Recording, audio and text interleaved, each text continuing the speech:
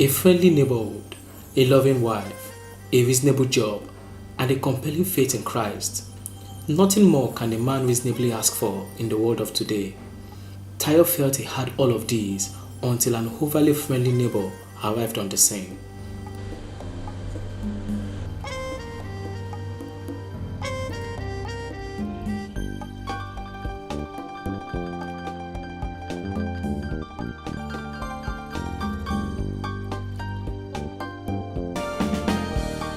Kayode is an arguably handsome young man with an upwardly mobile lifestyle. He seems to complement his status with good behavior and very friendly disposition around the neighborhood. It is quite difficult not to admire a chap like him. Tayo, however, has silent quarrel with him.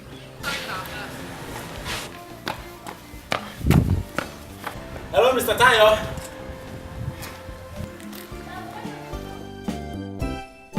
It took the gossip of Miss Linda, a co-neighbor, to reveal to Tayo that Kayode once dated his wife, Catherine. How this never came up in all their discussions pre and during marriage is a mystery to him. That guy was the talk of the town in those days. So you didn't know? Oh my God. Can't you see how everybody is close to him? Especially the ladies. Me, I won't lie you. Myself, I have eyes for him. I don't even know why your wife left him in the first place. Well, I didn't mean to be offensive, but I'm just saying, you know how it is now. This guy is very jovial, he's very nice. I mean, he can be everything to any woman.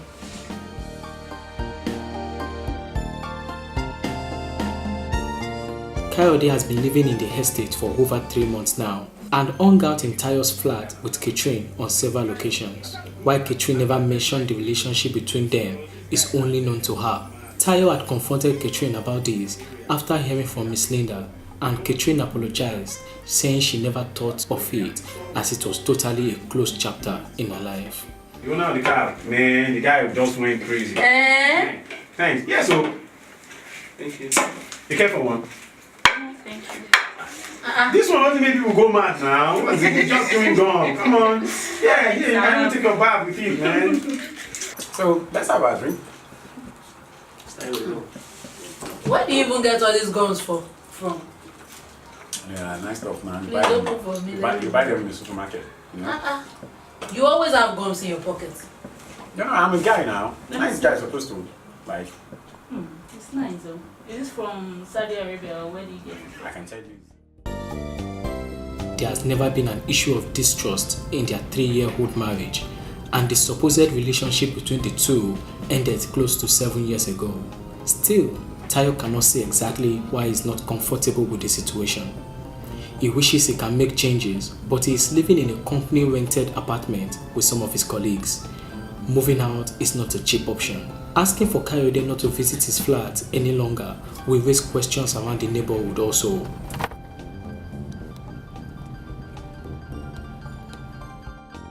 Catherine has been acting extra loving lately, and it is adding to the unstable equation.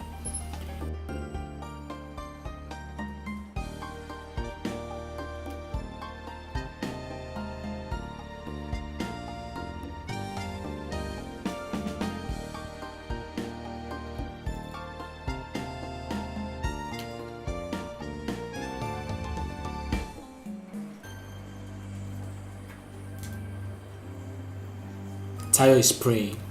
He is also watching. The Bible says do both. But he wants the contact between his family and Kayode to end. Is he just acting selfish? Or God is tugging at his heart concerning impending disaster?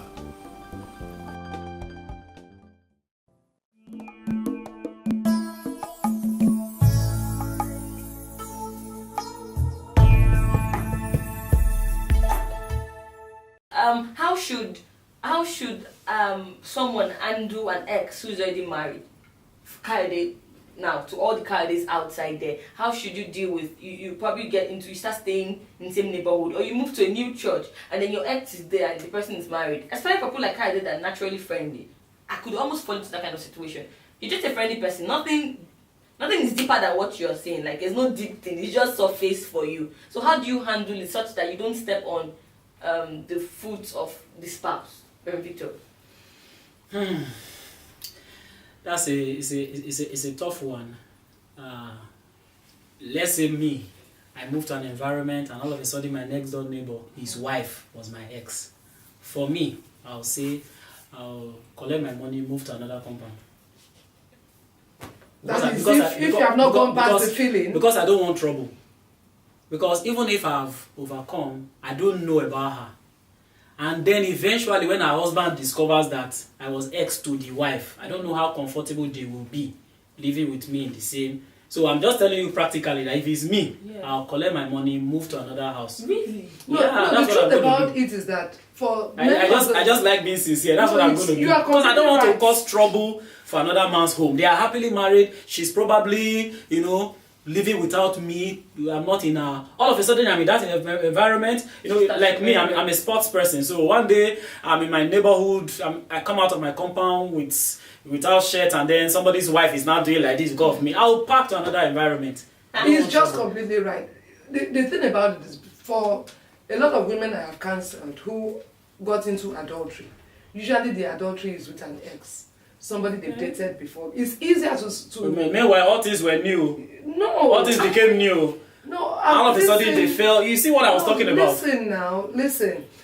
Don't forget that we are dealing with an audience now where everybody is not a Christian. Okay? Not everybody has the same value system.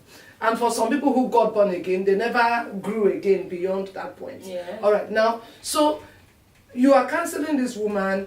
She met this ex and begins to gravitate again towards him. So what do you do as the other person, like Kayode? Yeah. Just don't rekindle that friendship. I mean, Kayode got too friendly. In fact, going to visit in the house again. You don't go there. Some persons are just natural. No, you don't go there. The reason is this. The way our emotions are built, every marriage will have misunderstanding at some point or the other. So, he now has misunderstanding with her husband. Guess who she's going to cry to? Kayode. Exactly. And then, after a while, the Kayode's friendliness and warmth and counsel. Start remembering and all. She begins to what they remember had Egypt. 10 years That is ago, the point. Egypt. That is the point. So what Kayode should have done, even if he must stay in that area, is to keep clear from that family. Remain civil. Yeah. Remain civil and just keep your distance. Okay. Yeah. So no too much friendliness. No. What if for the same church? The same thing. And then you guys have to work in the same committee. Do you have to tell your pastor, do you have to tell your pastor that, this guy's husband was my ex or stuff like that? I said it before. You should have told your husband at that point. I said it before, and I'm speaking to every Kayode. If you are looking at me here, go to another branch of that same church. Yes. It's as simple as that. Okay.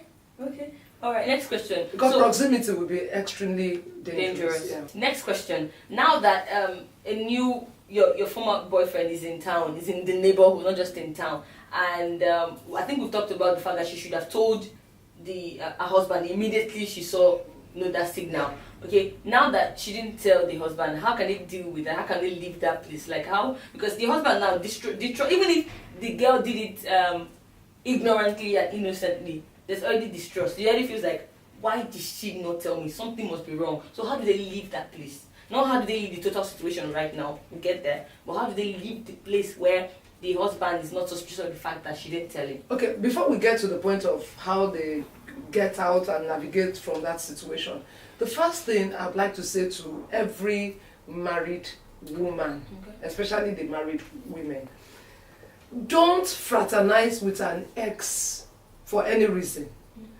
Don't start having conversations with a guy that you cannot have in the presence of your husband. Don't begin to WhatsApp somebody you had a relationship with. In fact, as soon as you marry, whether male or female, you should not have a friend that you are now into discussion with, a discussion you cannot share with your husband. Okay? Very dangerous place to be in. All right, so that's that. Clear. But how do they now get out of that, the bind they are in, so to speak? So, but we know there are two binds. Yeah. I want to talk about the binds together. So the other bind we're going to talk about is the general bind. Can I quickly just respond to something that she said that before the this pastor question? said, yeah. Okay. Now, if you are a married woman, she was talking to the married woman. If you are a married woman and you have several guys you did not tell your husband about, you will chat them. you will have conversations with You are them not even without a telling Christian. your husband. No, that's the truth. If you don't tell your husband before then, you will find yourself stopping by gisting because your husband does not know. But if you have told your husband, More accountable. it will help you to be able to adhere to that counsel that she gave. So that's just what I want to add. Then you can continue. Okay, I will just pass. Yeah, well, I would pass I too. pass. So we are not. Okay, so the bind is how now that so for example you didn't tell your spouse about a relationship and then you hear it from and your husband, your spouse hears it from someone else. So how do you deal with it? So especially when you are very innocent, like it was just a mistake on your part. How do you deal with that? As a lady. Lady or a guy? Whichever. Okay, as a lady or a guy, it has happened, it has happened. Yeah. You just go to your spouse and just say, this person, really, I had this before the day. I wanted to tell you. You just give all your reasons. I want to tell you I forgot, it skipped me, and then whatever. But you still have to, he has already heard, so you still have to go tell him that you didn't mean any harm, you didn't mean to. So you still have to just go and affirm what he has heard. But is it that easy to, will it be so easy to accept, Pastor Vera?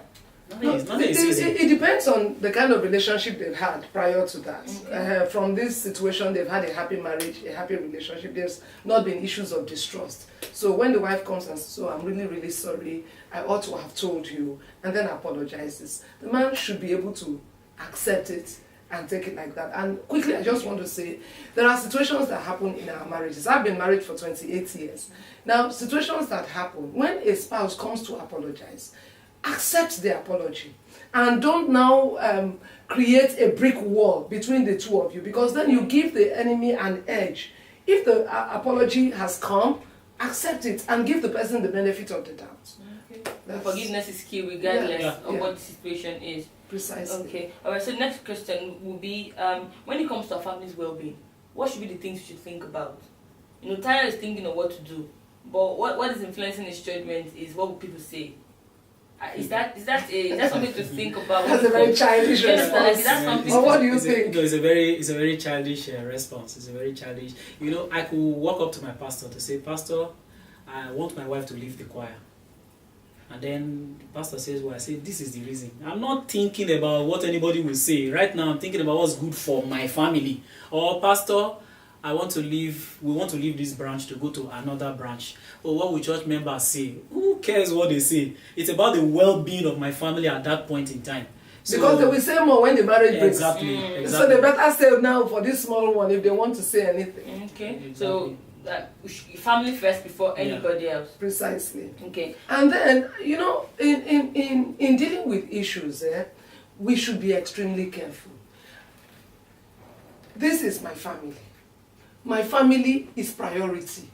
Do you know in the God's organogram, first of all, your relationship with God, your family, then before the work that you are doing, whether in church or outside of church.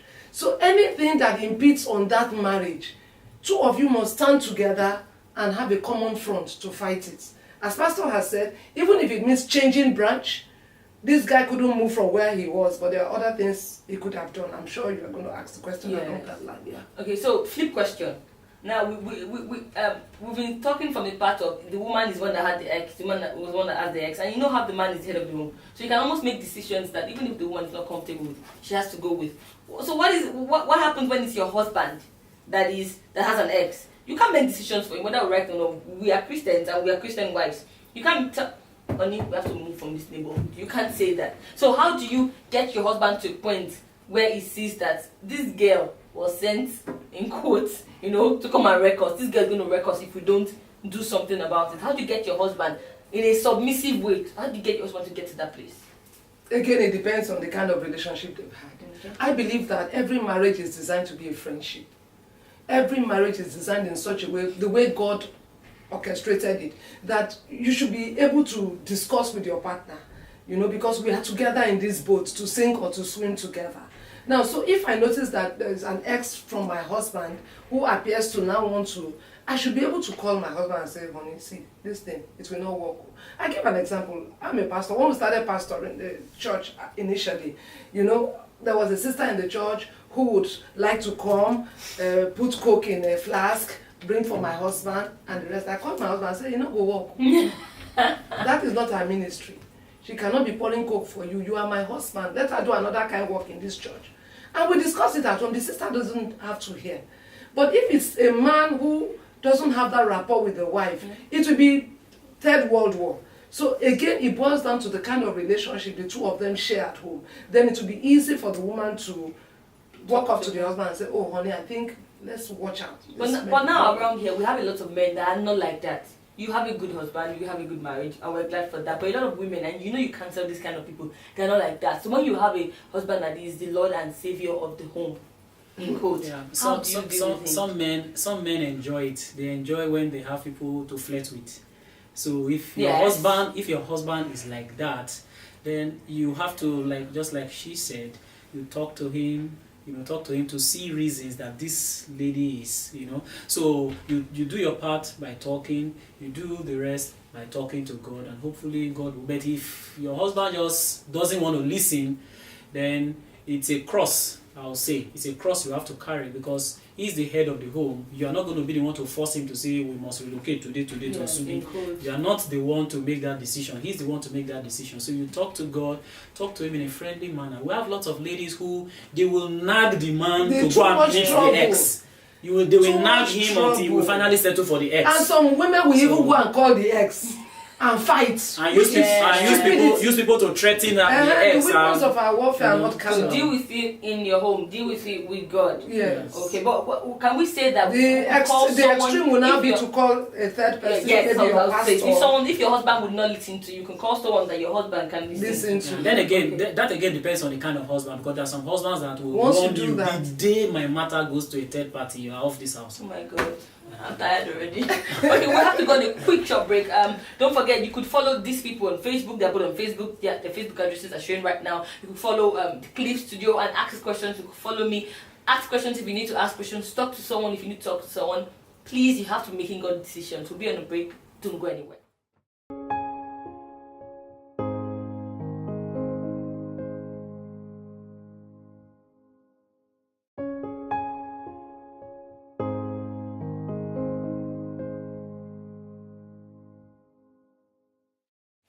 Welcome back. It's still decisions. We're about to round off this deliberation, and we're still talking about when does a neighbor's seemingly friendly charm get suspicious. And Reverend Victor and Pastor Vera, they're still with me.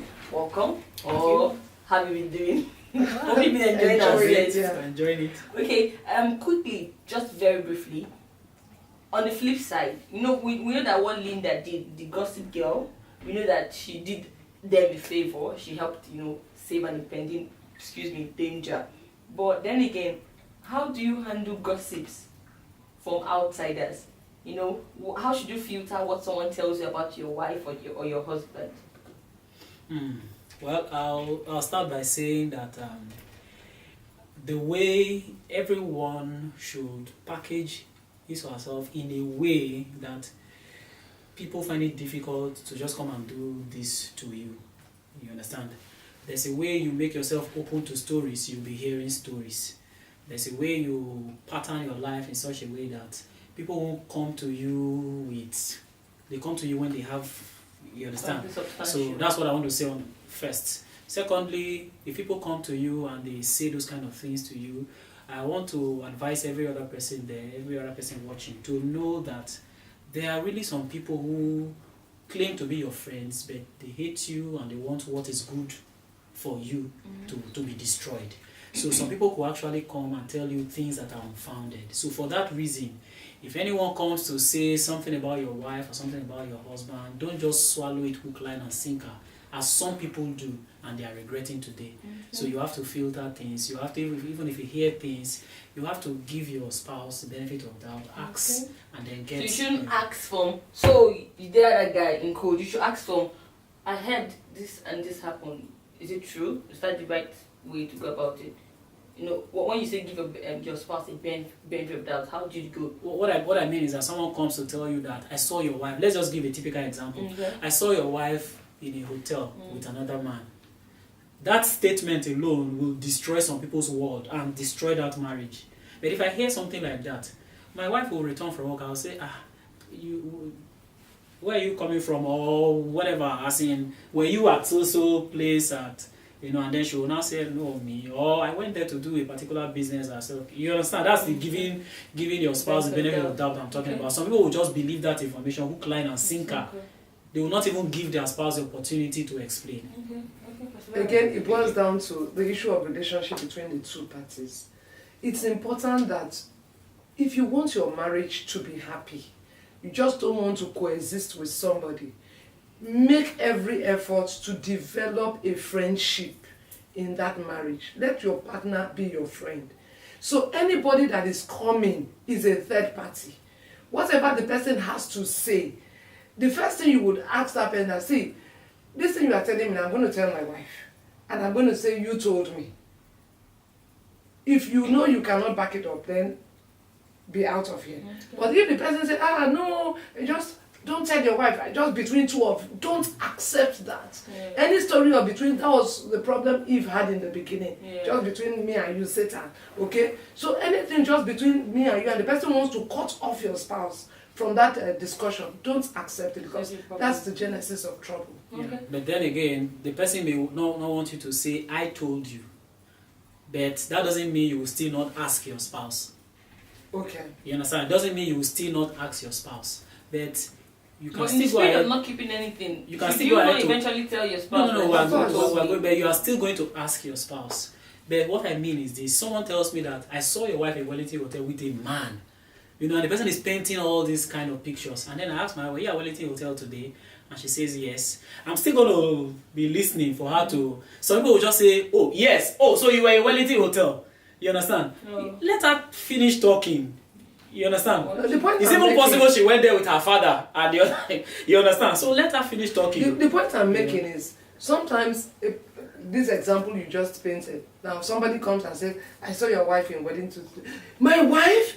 Hey, you've already sold yourself out to the person. Yes, like we already have issues. So the person now begins to push on that issue. Okay. So if somebody's even saying something, oh really? Okay, maybe she went something. So even if you are feeling a bit, you shut the conversation. Okay. Because of time, a final question for this dedication session: how can Tayo get out of these fixes? He can't move out of the house, his company house. He cannot afford it. So what can he do to save his marriage, in quotes? Because now he cannot actually accuse the wife of doing anything. She hasn't done anything yet. But what are the best possible steps you? I think running away from the house is even a lazy man's approach to the whole thing. This is your family, this is your wife, this is a stranger who is not part of your home. It's a question of calling your wife. Say, see, in the light of this information we have, this relationship, friendship will not work. Please, can you tell Tayo that we don't want him in our house anymore?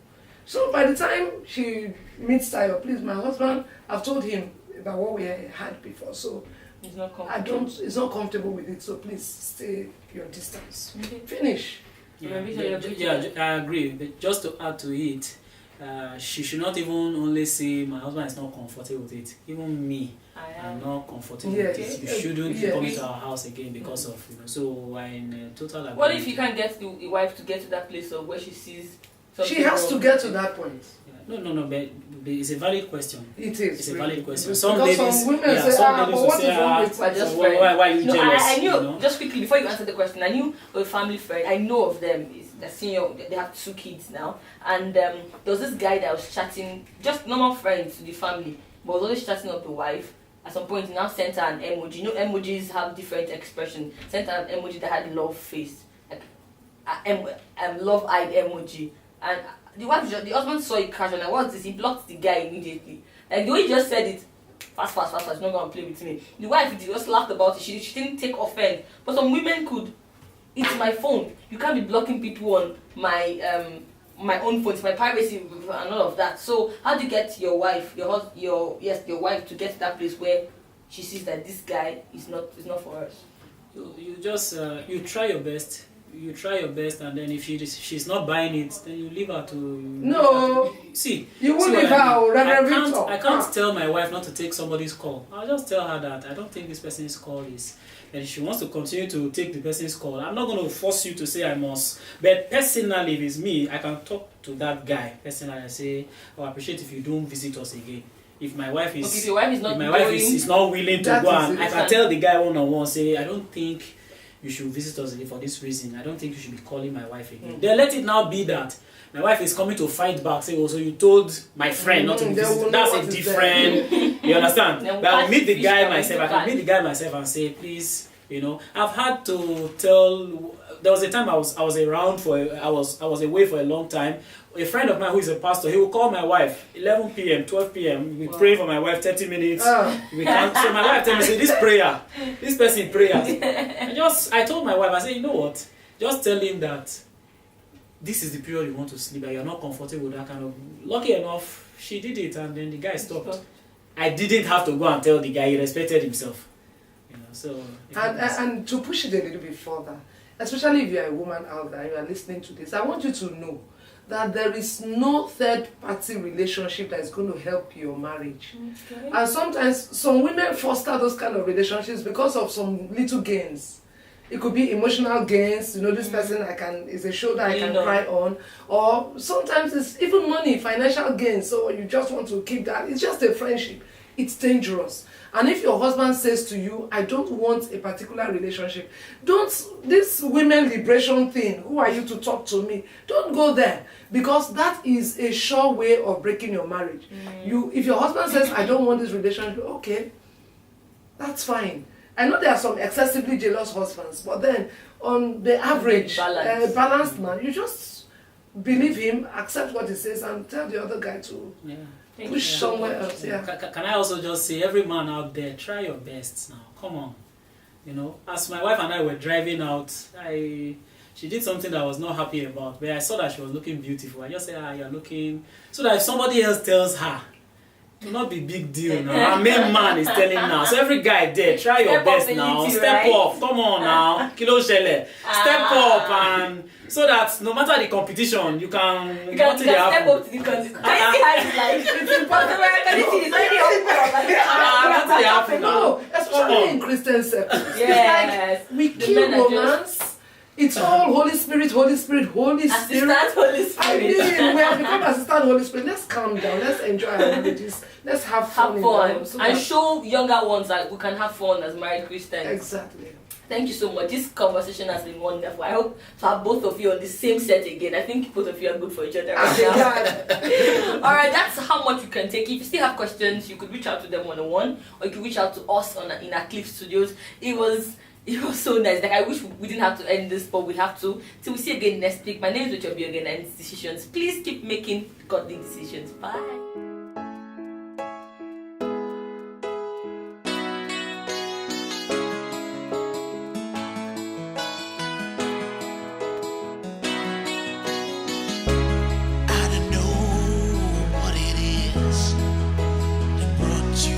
Today